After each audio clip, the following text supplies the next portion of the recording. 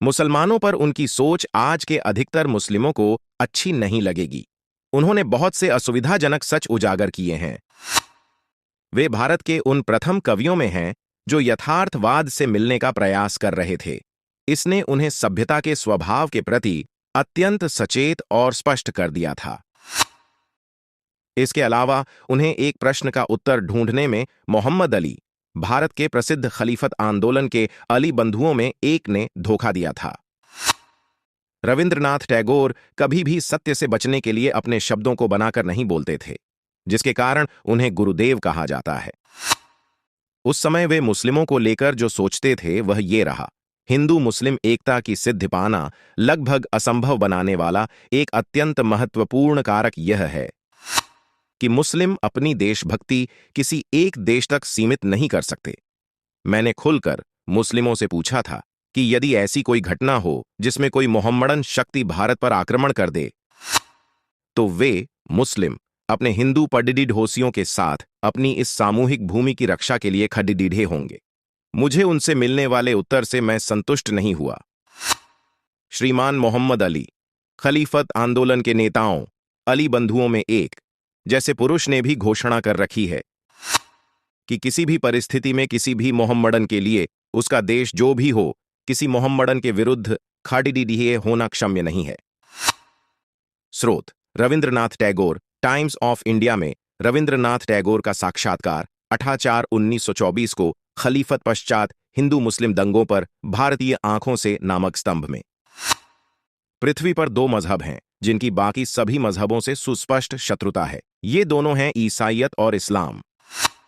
उन्हें केवल अपने मजहब के नियम पालन से संतुष्टि नहीं है, बल्कि वे दूसरे सभी मजहबों को नष्ट करने को दृढ़ हैं। इसीलिए उनके मजहबों को अंगीकार करना ही उनके साथ शांति बहाल करने का एकमात्र तरीका है। स्रोत: ओरिजिनल वर्क्स ऑफ रविंद्रनाथ, खंड 34, पृष्ठ 335, विश्व भारती 1982।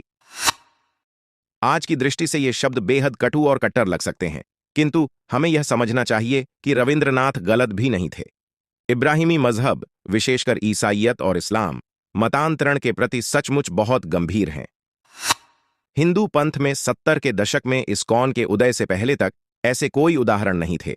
इस्कॉन के कुछ अनुयायी तो अपनी पहचान हिंदू से अलग भी बताते हैं।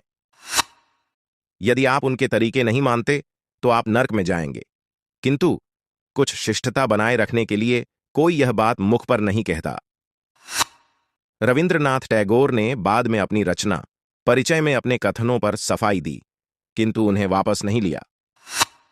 जब 2-3 मजहब दावा करें कि केवल उनका अपना मजहब ही सच्चा है और दूसरे सभी मजहब झूठे हैं, उनका मजहब ही स्वर्ग पाने एक एकमात्र रास्ता है, तब झगड़ों से बचा नहीं जा सकता। अतः यह रूढ़िवाद दूसरे सभी मजहबों को मिटाने का प्रयास करता है। इसे मजहब में साम्यवाद कहते हैं। केवल हिंदू धर्म द्वारा दिखाया मार्ग विश्व को इस नीचता से मुक्त कर सकता है। स्रोत: रविंद्रनाथ टैगोर, परिचय पुस्तक में आत्मपरिचय। लोग आश्चर्य कर सकते हैं कि इसी काल में अंबेडकर भी थे और उन्होंने हिंदुओं के विरुद्ध करीब 10 या 20 वर्षों के बाद कटु टिप्पणियां लिखीं। तो रविंद्रनाथ के हिंदुओं पर ऐसे अनुकूल विचार कैसे थे? आखिर रविंद्रनाथ एक ऐसे समय में रह रहे थे जहां जातिवाद और अधिक खराब था। अतीत में उदारवादियों के विचारों में ऐसे विरोधाभास कैसे हो सकते हैं? आपको यह भी देखना होगा कि बंगाल राजा राम मोहन राय 1814 के कोलकाता लौटने और महाभारत का संस्कृत से बंगाली में अनुवाद शुरू करने के समय से ही, अर्थात लगभग 100 वर्षों से सांस्कृतिक क्रांति का केंद्र था। बाकी भारत की तुलना में वहां जातिवाद लगभग सुप्त था। बंगाल में अंतर का आधार कमोबेश वर्गवाद था, क्योंकि यदि केवल जाति को एकाश्म की तरह देखें तो जमींदार और व्यापारी बहुत नीचे आते। बंगाल में दूसरे राज्यों की अपेक्षा जातिवाद को बहुत हद तक रोक दिया गया था, जिससे हिंदू धर्म के प्रति ऐसे अनुकूल विचार देखने को मिले। साथ ही रविंद्रनाथ टैगोर गरीब और अमीर के भेद पर लिखने वालों में सर्वोत्कृष्ट लेखक थे। उनकी उत्कृष्ट कविता 2 बीघा जमीन, जिसे 2 बीघा जमीन नामक फिल्म ने सर्वलोकप्रिय किया, इसकी मिसाल थी। बलाका, चंडालिका इत्यादि ऐसी दूसरी रचनाएं हैं। जब गांधी ने अपनी हरिजन पत्रिका के लिए उनसे लिखने को कहा, तो उन्होंने तुरंत ही एक कविता लिखी, हरिजन खंड 1, संख्या 7, 25 मार्च 1933 के लिए, द सेक्रेड टच। किंतु मूल प्रश्न जातियों पर नहीं था। अतः आगे देखते हैं कि वे मुस्लिमों पर क्या सोचते थे। जब भी मुस्लिम समाज से किसी मुस्लिम ने गुहार लगाई, उसे कभी विरोध नहीं झेलना, पढ़ा, वह एक ईश्वर के नाम पर अल्लाह हो अकबर की पुकार लगाता। वहीं दूसरी ओर जब हम हिंदू पुकार लगाएं, हिंदुओं आगे आओ, तो कौन उत्तर दे? हम हिंदू कई छोटे समाजों में बंटे हैं, कई अवरोध, संकीर्णता, इन सब रुकावटों को पार कर कौन प्रतिक्रिया दे?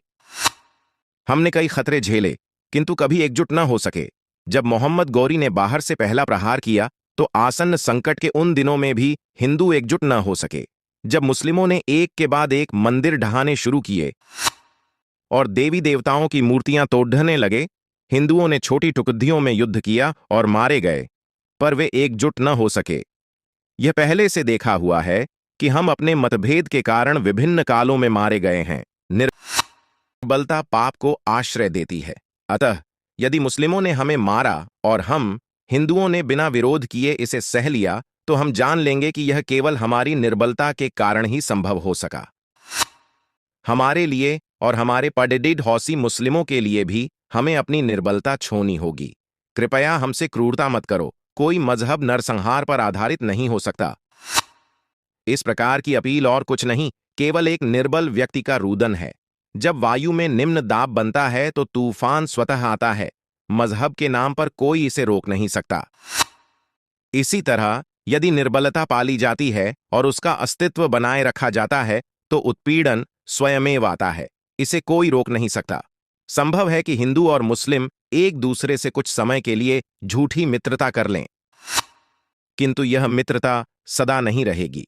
जब तक आप उस मिट्टी का शोधन नहीं करते जिस पर केवल कांटेदार झादियां ही निकलती हैं, आप मीठे फल की अपेक्षा नहीं कर सकते। स्रोत स्वामी श्रद्धानंद, कालांतर 1927, टैगोर के श्रेष्ठ उपन्यासों में एक। मैं लोगों से अनुरोध करूंगा कि हमारे आधुनिक समाज की आंखों से रविंद्रनाथ टैगोर को नहीं देखें। हिंदू और मुस्लिम समाज के बीच उन दिनों अत्यधिक झगड़े होते थे, आज के मुकाबले कहीं अधिक। टैगोर ने हमेशा रूढ़िवाद का, भेद सूचक व्यवहार का और निरंकुश विशुद्धिवाद का विरोध किया, मजहब कोई भी हो। उन्होंने हिंदू समाज में होने वाले शास्त्रीय या प्रामाणिक अन्याय के विरुद्ध भी कहा, और ऐसा ही उन्होंने इस्लाम और ईसाईयत के साथ भी किया।